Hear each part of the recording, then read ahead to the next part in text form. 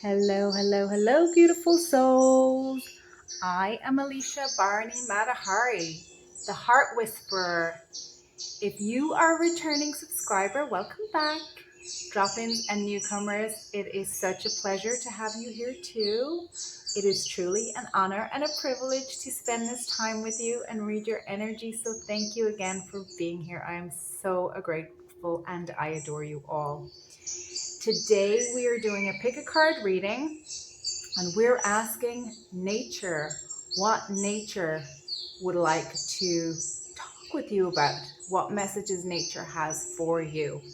So we have 3 piles. We have pile number 1 with this pyramid crystal. I cannot recall what kind of crystal this is, so if you do feel so called, please feel free to drop it in the comments. And the card that you have is Perseus, 10 of Wands, the hero. So we've got the hero's journey going on in this pile. Pile number 1. Pile number 2, we have this beautiful double pointed clear quartz crystal with lots of delicious, interesting stuff happening inside. A whole world in there. And we have got Lacerta, 3 of Wands, the lizard, for pile number 2. Pile number 3, you have also a clear quartz crystal. It is the Athena crystal with the diamond facing here. I don't know if the camera picks up on it. And you have Leo, the lion, King of Cups. Decide which pile is for you, and I will get started with pile number 1. Hello, pile number 1. Welcome to your reading. You picked this pyramid crystal, which again, I have forgotten what the name of it is, so feel free to drop it in the comments. And you have your pile number 1, which I'll put up here. Now, today we're talking to nature, and we're talking to nature in its full, the consciousness of nature. So the spirit of nature, and also nature as it shows up in form and matter. So I'm very excited to do this reading, and you chose the card Perseus, hero. But the way I started this reading was really to ask nature what nature would like to share with my pile number 1s about where you are in your soul journey and how they would like to give you messages about that. So from the White Witch Tarot, I picked your soul journey card. It is Major Arcana only. And you've gotten the Fool. Wow. Aquarius energy. So that's kind of the center card for your reading. You have Perseus, which we've already discussed. The hero's journey. I mean, pairs beautifully with the Fool. Change, my gosh. Card number 12. And then from the Hedwig Oracle deck, you have Sustain, Chicory. Okay, so give me a second and we'll go through what's coming through for you. So with the Fool, I'm getting cycle breaker energy, pioneer, traveler, waymaker, inventor, revealer. And if you think about change, I'll read what it says in the card here. The frequency of change supports our ability to gracefully dance with the forever changing nature of reality, both inward and outward, so that we can appreciate the sweet release of the old and the birth of a new. So this is talking about a new cycle that either you've entered, you are entering, or you're coming up on entering. And change, what is change? Change is that of expansion. Anytime we have change, or we experience change, or we're faced with change, we have to adapt and integrate it. I mean, we don't have to, but change happens no matter what. So if we don't do it consciously, it kind of happens unconsciously, and all sorts of things can get repressed or put in the wrong place or mislabeled. So it's much more efficient to go with the flow. And that doesn't mean that it's a cushy number or that change is easy. It doesn't mean that. It means going with the reality of what is happening. And we are now, as you know, if you're on this channel, we're going from the age of Pisces to the age of Aquarius. So this really beautifully tells me that you are one of the waymakers, the pioneers of forging a path through this time of transition, and that you are a leader and that you travel light. And I mean travel light, like you travel on light. You know that you're a light body. You're aware of, you're ahead of your time, which I always get with Aquarius energy. Pisces, the change from Pisces, which card number 12 in the tarot is Pisces.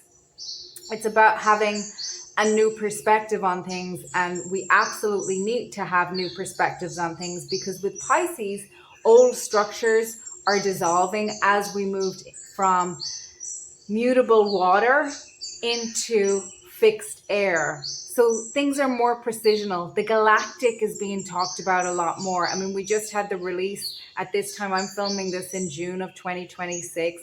Disclosure Day was just released. And of course, you can either take that with a grain of salt or not. And it's, of course, in my opinion, PR. It's telling you a story. But if you're on this channel, you're probably very intuitive, and you probably know a lot more than what's in that movie, which I haven't seen, by the way. Yeah. So the Fool also, and Aquarius, is associated with the ankles, the nervous system, the circulatory system, the neurology, like how the nerves in the body fire and wire together. And it has to do, of course, neurology has to do with the spinal cord and the brain and the peripheral nervous system. And we receive energy first and foremost through our electrical system. And then that gets translated by the nervous system, and then that goes out to our other systems in the body. Absolutely fascinating. So again, I'm hearing before your time.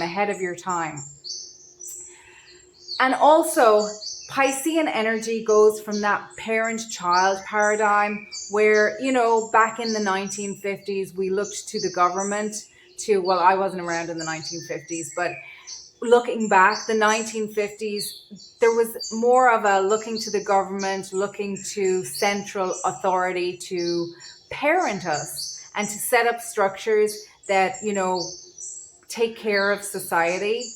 Whereas Aquarius is more about teamwork and everybody showing up and doing their part. I'm getting more Atlantean energy, and being part of a system that works well rather than working the system, if you know what I mean. Sustain, chicory energy. It's giving me truth and purity with the blue and the white. It's giving me throat chakra. It's also giving me with sustain, Vishnu energy, which is the dance of life. So Brahma would be the breath of creation, and Vishnu would be the dance of life, and then Shiva would be the dissolution and rebirth energy. Really beautiful. And it can be associated with the Six of Pentacles, which for me is my Care Bear card. And that really speaks to the joy of caring for others and sharing with others. The cup overfloweth, and having physical. And when I say physical, I mean not just tangible. You know, if you have more money, being able to share with others, being able to share your resources. But I feel very much that your love and your energy is a tangible resource, which is often invisible and unseen, and it's not always appreciated, especially in our modern materialistic life. And I feel we're moving a lot more into energetics and understanding of energetics and science and esotericism are really beginning to come back into alignment again in a way that was really shut down, where we had to measure everything, or we needed to see everything in its full form, or we could in its physical form. Chicory is very sustainable in terms of, like, it sustains life. It sustains humans. The leaves can be eaten. I believe that they're quite bitter, so you have to cook them and maybe soak them. I'm not sure exactly. But the roots itself will be quite sweet, and they could be sauteed up in butter. And of course, chicory is also a coffee substitute. And I believe that that is quite popular in New Orleans. It's also used to support livestock. So it's very life-giving as a plant. So I feel like you have that energy of being able to give. And again, we say this in pretty much all my readings recently, it's coming up. If everyone gives, everyone receives. And the Fool actually is reminding me of King Lear, the Shakespeare play. And I'm hearing from King Lear, who doth love me the most? And he's speaking to his 3 daughters. And the 2 big characters, I guess the heroes, because we have the heroes, the hero here in Perseus. The 2 big characters in that are his daughter, Cordelia, who doesn't care about his riches, who cares about his heart. And then the Fool. The Fool is not a caricature. The Fool is a robust character, and the Fool has the ear of the king. And the Fool is actually wise. So you have this leadership thing going on, but heart-centered leadership. And the 10 of Wands is really giving me, having been through, that could be associated with, 9 of Wands is very heavily associated with the wounded warrior, with Chiron. And then 10 of Wands, stepping up into that leadership, having learned the lesson, not putting your burdens onto others. And the other quote that's coming up from King Lear also is, how sharper than a serpent's tooth than to have a thankless child. But the whole point of King Lear is that he goes crazy. I mean, he goes mad in the storm. It's the story of him going mad in the storm. So it's not, things are flipped. So the script is being flipped. A lot of, I have the money, so you must love me. He was just really distorted, and human beings are so much out of harmony with nature relative to the entire rest of the cosmos, never mind the plants and the animals. I say this quite frequently, we're like the Karens of, I want to say 3D. We're like the Karens of the cosmos. Excuse me, God, I'd like to speak to the manager because this is not on my timeline. This is not what I ordered. And we don't understand that we are co-creators of what it is that we are experiencing. And because we can't see it with our 5 senses, and because we can't remember what we agreed to when we came in and what we did in prior lives, we don't understand that part of what we're experiencing is obviously more complicated than that, because we all have free will and we incarnate with certain lessons that we're working on, and also certain agreements and soul contracts, as do other people. And then there's a lot of things happening in the universe that have to line up. And it's not like this 1, 2, 3, I just click my heels and then I'm home. That is not how manifestation works. Manifestation is who we show up as being. So let's pull some tarot for you and go a little bit deeper into your message. But I'm really seeing this as nature commending you on incarnating with this. I feel like you have a soul mission to guide others through this transition. Aquarius is also, I know. So you're tapped into your innate knowing. You have, first out is the Hermit, which makes a lot of sense to me because you're very tapped into your own inner light, which is that connection to And you've got pyramids down here, which is really nice, which is that connection to the divine.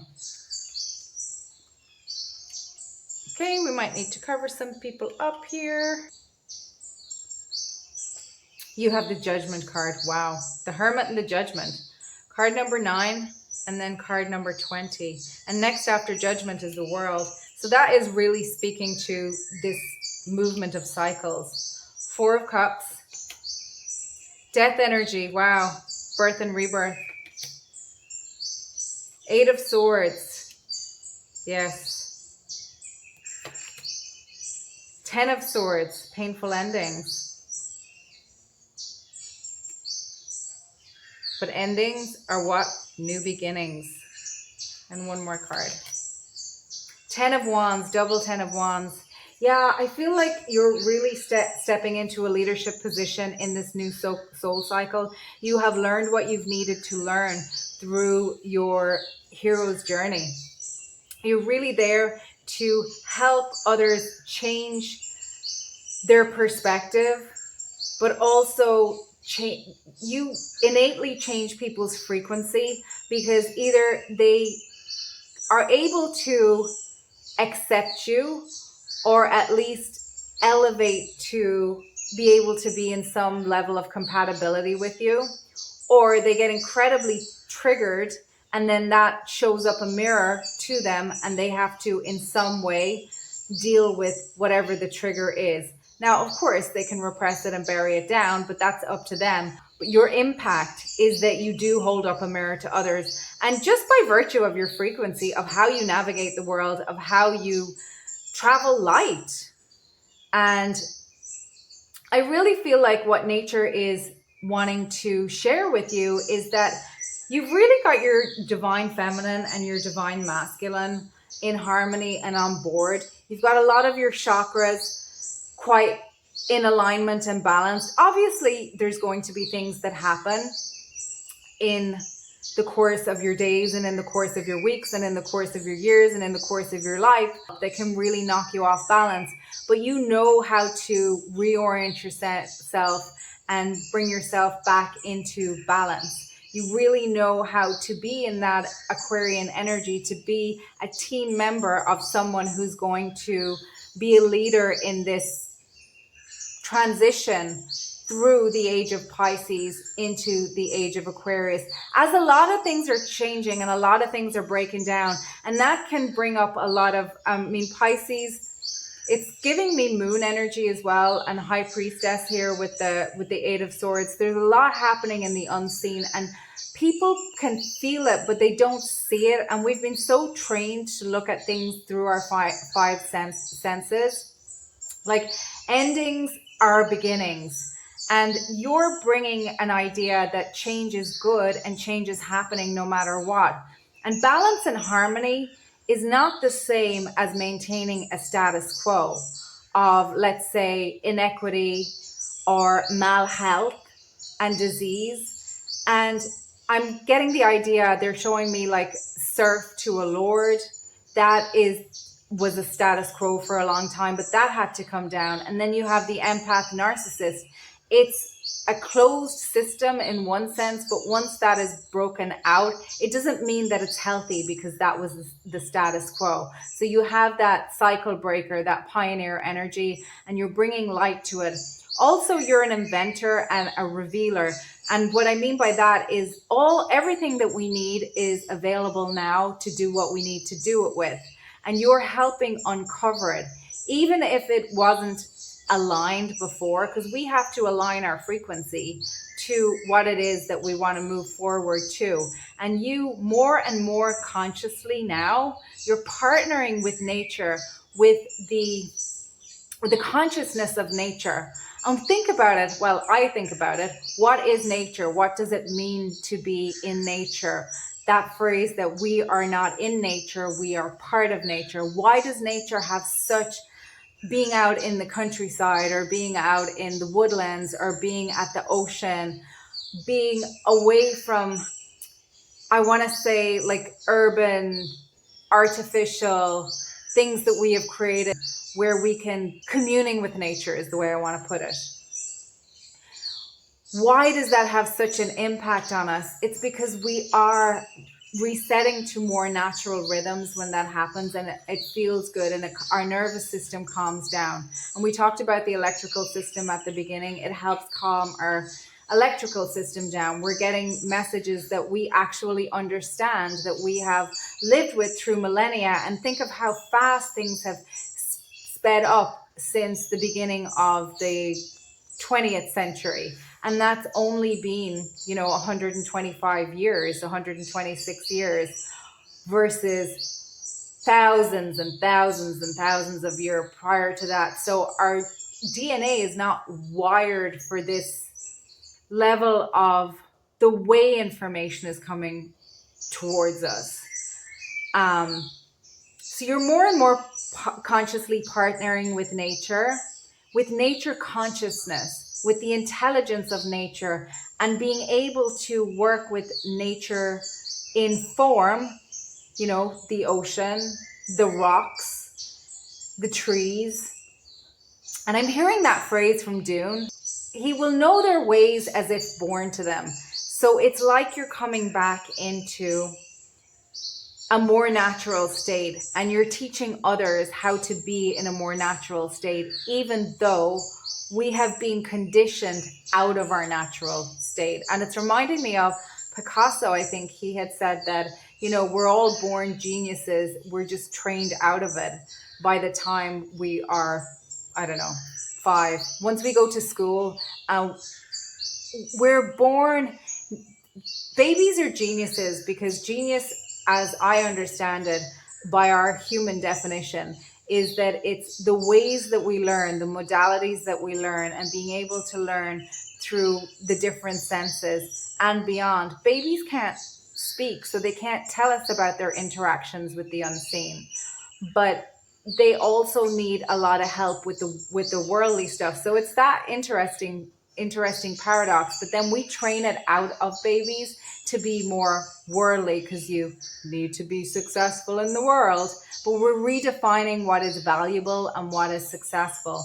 And you are a huge part of that. And it's really, really beautiful. You're like architect and engineer.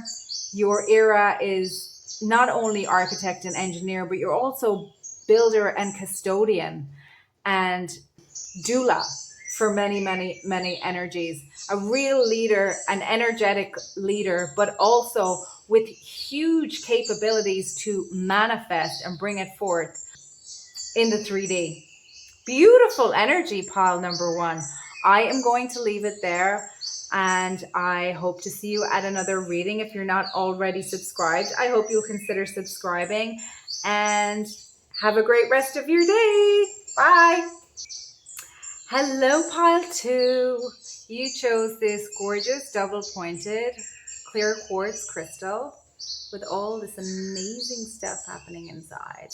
So we'll put that up there with your pile number 2. And we are asking nature what messages nature has for you.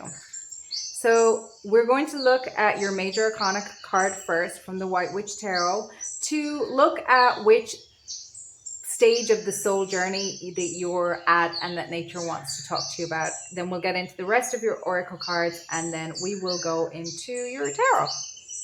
So you have Temperance, card number 14. Beautiful.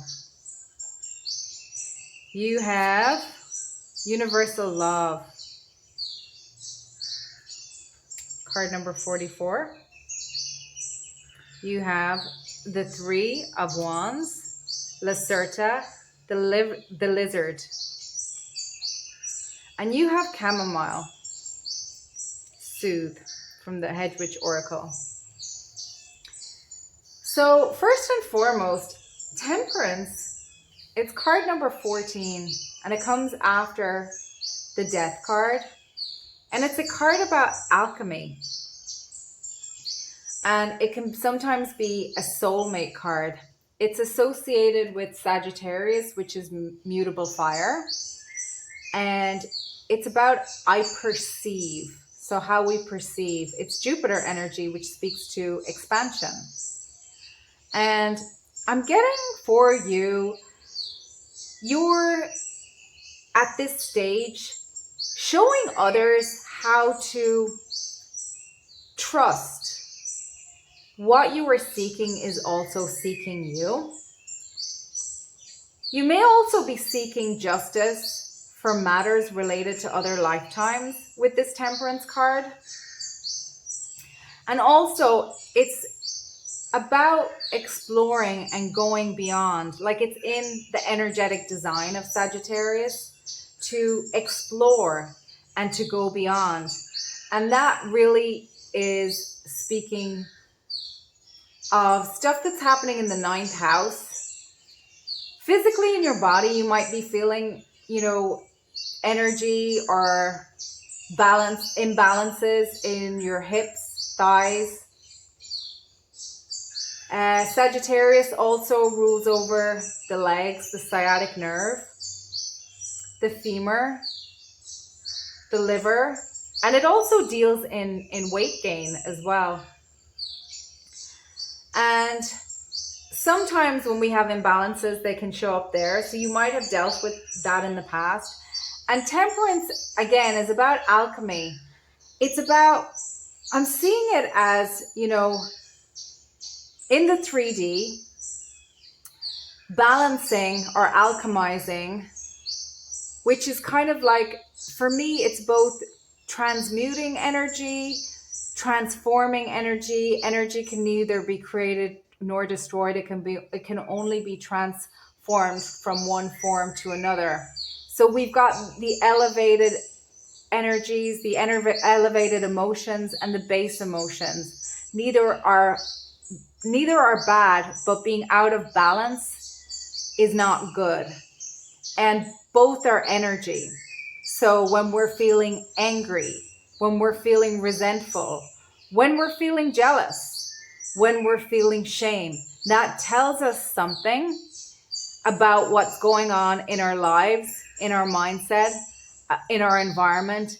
And we can take that energy and we can take action to do something about it, to transmute it, to use it for purposes of elevation.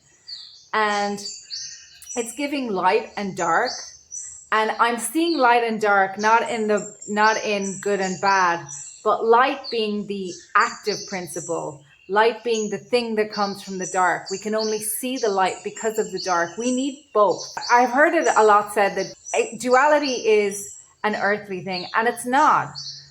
Duality exists beyond Earth, but we have a limited understanding of what duality is with our mercurial mind, because our mercurial mind, it's a wonderful messenger, but it has to filter through our human limited brain and understanding and thought processes. And we're only so evolved in our human form, but yet we have the ability to leave our human form and to project our consciousness into other realms. So I feel like you're quite good at really tempering energies and doing a lot behind the scenes and unseen. And you may be doing this. There's a phrase that I used to have a teacher used to call it unconscious competent, that you do it quite innately. And then the more light, then we have the conscious and the shadow. The more that you become aware of it, the more you can do that kind of work consciously. Universal love is speaking to me of the law of one, unselfish love, service to others, all give, all receive. And it's that idea of contributing and collaborating versus the power dynamics that were more prevalent in the Piscean age, like the vampiric and the domineering, or the damsel in distress and the hero. We're all heroes in our own right, and we're all here to step into who we are and the lessons that we're here to master. We're a collective as well as individuals. We're a collective of individuals, but again, it's the vibration that we're talking about. We want to be giving, not just taking. All give, all receive. giving and receiving rather than giving and taking, if that makes sense. It's giving bhakti. I feel like nature is wanting to share with you that you're in your bhakti era and you have an innate understanding of bhakti. And bhakti naturally increases your frequency. Bhakti is not the same as worshiping. What we do in bhakti is we align to the frequency of a deity or an ascended master or a higher evolved being. And we express love and appreciation. And that turns us into a projector of universal love, a radiator of universal love. Think of the sun. And it actually serves as a portal to higher consciousness. Lacerta, the lizard, that's reminding me of dream time. And I'm hearing myself say, welcome to the woo-woo. Because 3D is the illusion, it's the hologram. We're trained to look at things through the physical. And the physical is actually the most restrictive. And what I mean by physical, I mean perceiving through the 5 senses only. And we already talked about Sagittarius going beyond what is known and this idea of perceiving.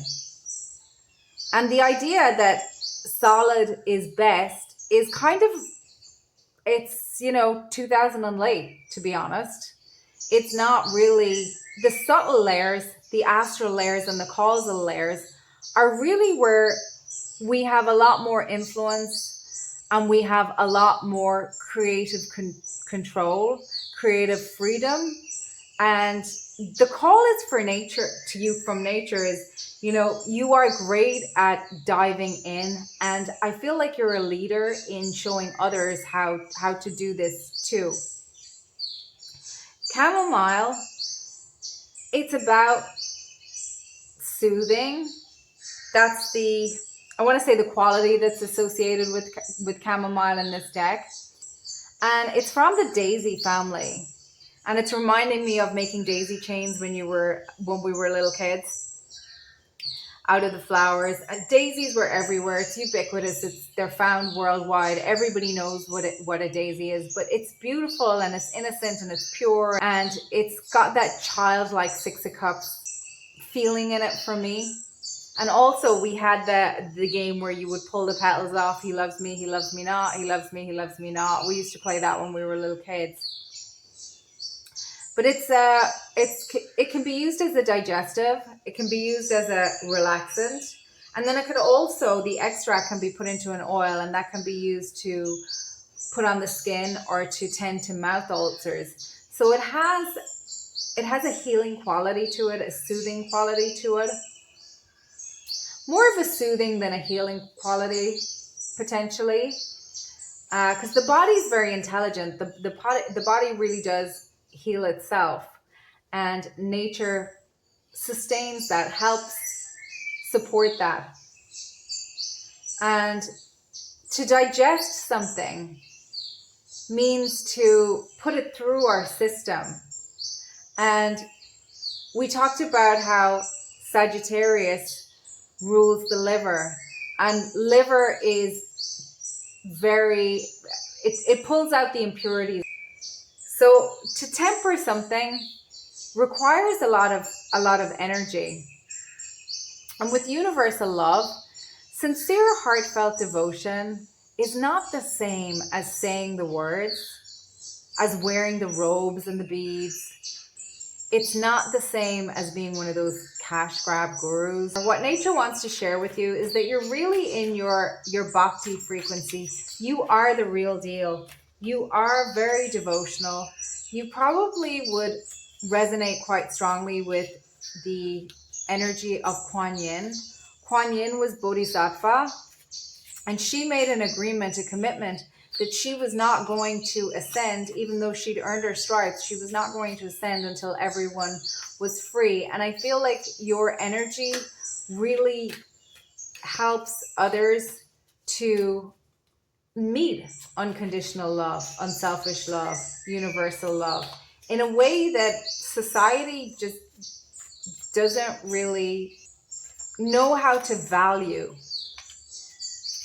But that's changing, because whether we like it or not, planet Earth's vibration is changing and is ascending from 3D to 5D. Your first tarot card out is the Lovers. That does not surprise me. We have free will. Temperance is really reminding me of Nelson Mandela, who was imprisoned in a country of apartheid for 27 years. And he became president of that country. He made a choice when he was locked up. What was he going to do? How was he going to perceive his situation? And what was he going to do in that time? And he went beyond the cages, the walls of that cage, beyond his mind, beyond what the rest of the world saw as being his limitations. And he became president of that country. We have 7 of Wands, which is bravery. Father of Earth, which is King of Pentacles. Son of Water, which is Knight of Cups. 4 of Pentacles. In this card, it's 4 of Earth, stability. The Emperor, another 4, fire energy. And we've got failure. And this is the 7 of Earth. And it's reminding me of Edison saying, there's no such thing as failure, there's only feedback. I feel like you really help show others, and I feel like you probably had many false starts. But what you decided to do with that went beyond what others would have perceived. You showed up to each situation with love. You tapped into your inner light. You've been brave in the face of things that would have put other people down. You've known how to self-soothe. You've gone into the dream time for answers. You've explored the dream time for answers. You've perceived that there's so much more than what your circumstances were showing you. And I'm hearing that song from Mulan. When will my reflection show me who I am inside? Father of Earth. Father of Pentacles. You've got the ability to take what you've been through and build something long-lasting and beautiful and manifested and grounded in the 3D. And I feel like you've done that. And still you've got this loving energy that you're moving forward with. Knights move forward. You still, it did not, what you've been through did not make you bitter. Look at the roots on these trees. I'm seeing an acorn now becomes an oak tree. The acorn is beautiful, but it's just an acorn. You've become the oak tree. You've grown roots. You've become the emperor of your own existence. And it doesn't mean you'll never have another failure or false start, but you will use that to continue. But what you're building is long lasting. And when I mean long lasting, we don't know where we're going to be in 5 years. Long-term planning is kind of out the window. You've built up yourself. If you have a failure, you know you'll be able to, and I'm not talking about like losing everything that you have, but it's more, I'm getting more mindset that, you more thinking on your feet, more being able to meet the moment, being able to put in some sort of foundation and being adaptable within that. And we've got that temperance energy. And people may have judged you for not building what society said was success. And I'm really getting Kuan Yin, the story of Kuan Yin. Kuan Yin really wanted to serve God. but her father was the emperor, and he wanted her to make a strategic marriage and make the kingdom bigger and better. So we've got the purity and a knowing and a perception of what mattered and what the world was really about. And her father, the elder, well, the older one, not having that understanding. And he really gave her a hard time. And when I say gave her a hard time, the level of his cruelty was out of this world, but you can look into that on your own time. But still, she remained compassionate because she had transcended the need for materialism. And I'm not saying that that means that you have to take a vow of poverty or anything like that. It's just that you know what matters. You know the value of what matters. You know the value, not the price. But you also know the cost, what it costs you to be materialistic in place of being a heart-centered, sincere devotee to the universe. It's also reminding me of Saint Bridget, and Saint Bridget was said to have disfigured herself because her father, again, or her father or her stepfather, I can't remember, wanted to marry her off, and she did not want to be attractive to men, and she was beautiful. She wanted to serve God, but again, her person in power was trying to use her in a way that she did not want to be used, and she was tuned into spirit. So I feel like those themes of marching to the beat of your own drum. And this temperance card to me is really beautiful. Like you see on one side, the eagle, like the face is being just, it's really harsh, but on the other side, you just have this compassion. You have this beautiful dove flying towards universal love. So beautiful, pile number 2. I'm going to leave it there. You're in your bhakti era. Nature is absolutely in sync with you and very proud of you, and likes the way you show up. And I'm hearing the song from Pocahontas. Every rock and tree and creature has a life, has a spirit, has a name. Nature feels you feeling nature, and it's beautiful, but you've got a lot of fire. You've got a lot of power. You've got a lot of wisdom, and you share that just by continuing to walk your path and being you. Such a gorgeous energy.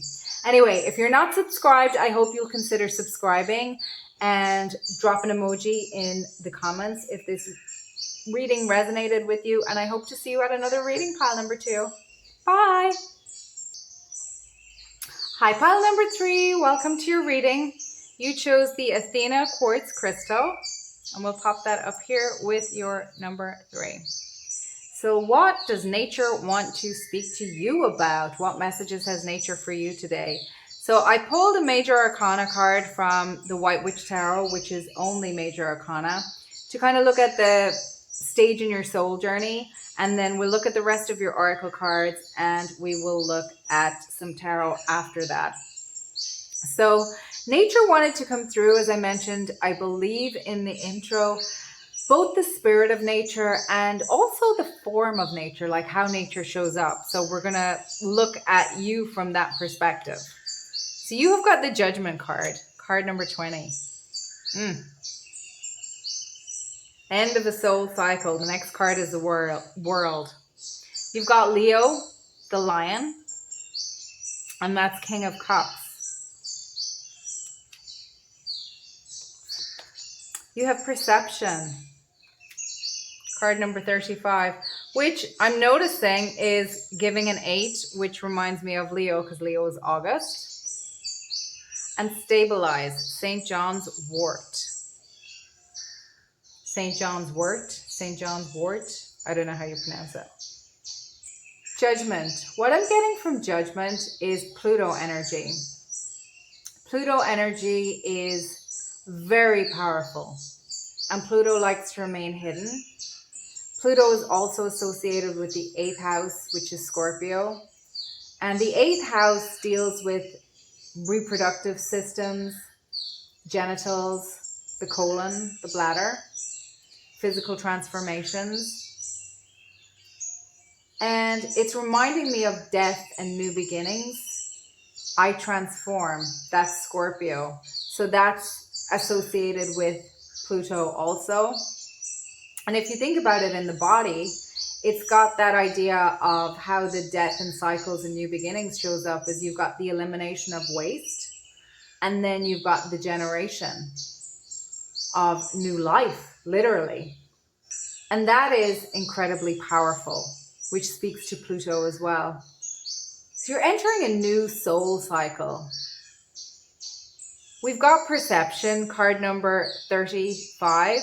The frequency of perception supports our natural curiosity, moving us beyond our comfort zone to find the edges of what we perceive as real and to take a good, hard, deep look at it.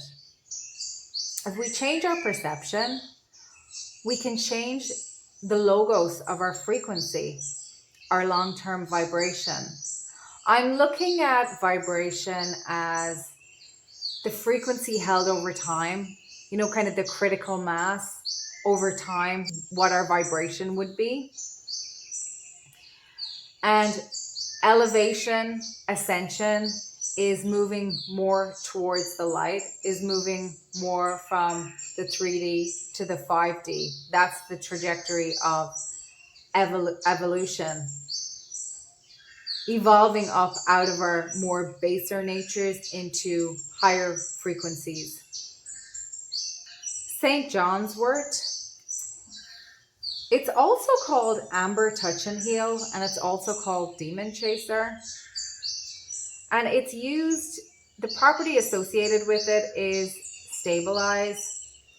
And it's used in modern days and potentially in older times, I'm not sure, to stabilize moods and to ease anxiety.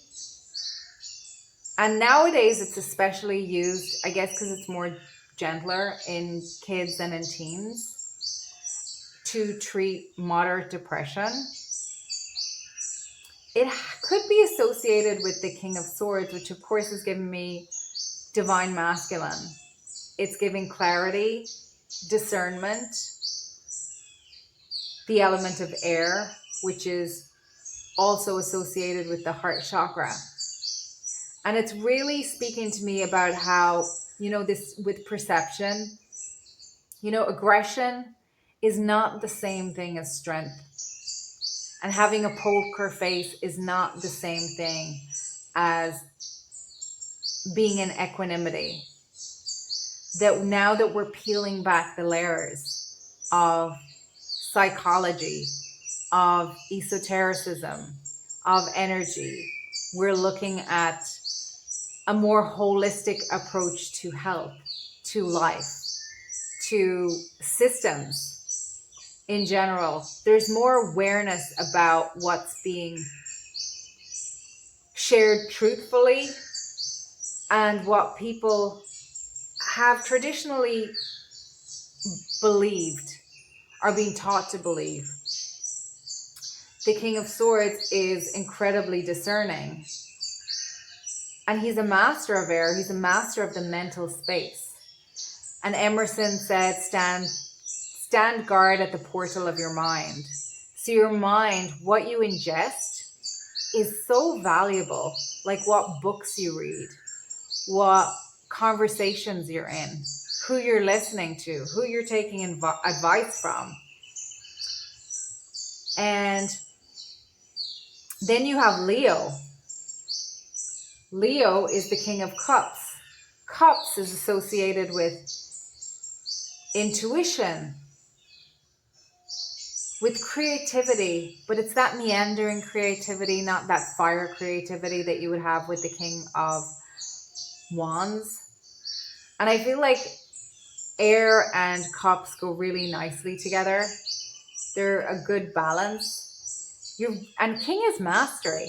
You're really in a mastership energy, which would absolutely speak to being at the judgment phase and entering a new soul cycle for sure. Cups deals with the unconscious, It deals with dreams, fears, and illusions, and matters of the heart, relationships. You might be someone who people like to share their vulnerabilities with, or share information that they wouldn't share with other people, because you can be tempered. You're not going to have their stuff knock you off balance. You're going to be able to stay in a space where you can hold space for them, where you can meet them and be strong. You can be the adult while they're falling apart. They can cry. They can tell you shameful things, and you're able to put it into context. You could be someone that's in a profession like a psychologist or an energy worker or a healer, because you have that balance of both discernment and heart energy. Or you could be somebody who is a very successful artist, or maybe that's the direction that you're going in, because you could have that beautiful creativity, but also you have the discernment to set up structures so that you're not being trafficked by, let's say, an agent or a machine that's going to feed off of your art and not give you what you're worth. Your energy is a powerhouse. It's very, very strong. I'm getting for you, pile number 3. I'm hearing that song, very strong divine masculine energy, but a divine masculine energy that really protects your creative, receptive energy. So beautiful. And I feel like you would be very good at managing and navigating relationships, but you expect people to come correct. I don't think you're one to enable people. I feel you have standards and you expect fairness. You expect in a relationship that others hold themselves to a standard also, and that they just don't expect you to meet a certain standard and them not to contribute. It doesn't have to be matchy. We meet people where they are. For example, if you are the therapist and you're dealing with a client, you obviously expect your client to work with you, to be honest with you, to pay for your services and all that kind of thing. But you're not going to break down in tears to your client because you're going to go to your own therapist for that. That's kind of what I mean. I'm hearing that song from Barnes Courtney, Glitter and Gold. Do you walk in the valley of kings? Do you walk in the shadows of men who sold their lives to a dream? Do you ponder the manner of things in the dark? I feel like you could be someone. I was watching Say Yes to the Dress, and there was this lady on it who, by day, she's a lawyer, and by night she plays in a rock band. I'm getting that for you. You might be someone who has a very, kind of almost buttoned up day job, but you also might have something that you do that's very, some people would say wouldn't be in alignment, but that to me is absolutely in alignment, because that's showing the balance, like the creativity and the precision. You might have, you might be very strong in the 3D and the pentacle space, and health, money, family, structures like that. But you also might be very attuned at tapping into other realms, remote viewing, astral travel, dream time. You might have a side, you might even work in a healing profession where you're holding a container for somebody else to be able to explore their, past life regressions or something like that. You have a very strong balance. And I haven't even pulled any tarot for you yet. I'm so sorry. I've been rambling. Oh my gosh, pile number 3. Really, really strong, like a powerhouse energy I'm getting from you very, very strongly. So you've got Libra, I believe.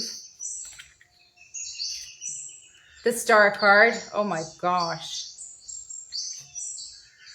Three of Wands. Very balanced. The Star, you're a light to other people. It's that energy of regeneration. You're a lighthouse for other people. You show people how it's done. You bring healing to the space. Wands, very adventurous. Queen of Cups. Yeah, you have this very strong masculine, divine masculine energy that really protects your creativity and your heart space. You have the Two of Wands as well. Interesting. Very adventurous, very able to look beyond. And with the Three of Wands and the Two of Wands, I'm getting that, you're very creative, but you're very good at allowing things to come through in their own time.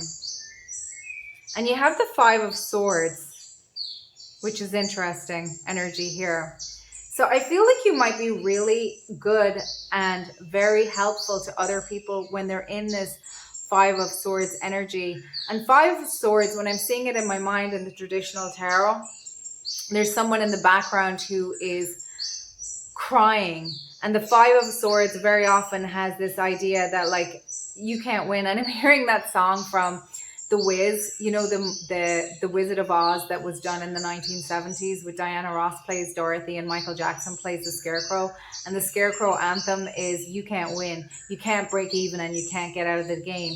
You know when to walk away from something that's just not serving you. You're not going to pour water into sand. And I feel like you help others to recognize that in situations that they're in. And you would do that by, again, holding a container, holding a space. Maybe you ask very clarifying questions. I guess that you really elicit from them how they're feeling. Like you help them articulate by asking very highly calibrated questions is the way I want to put it. And you're very good at doing that for yourself as well, pile number 3. Really gorgeous energy. I didn't pull these cards for anyone else, but I want to pull them for you. I'm feeling very, very. I'm getting Gandalf the Grey, Gandalf the White.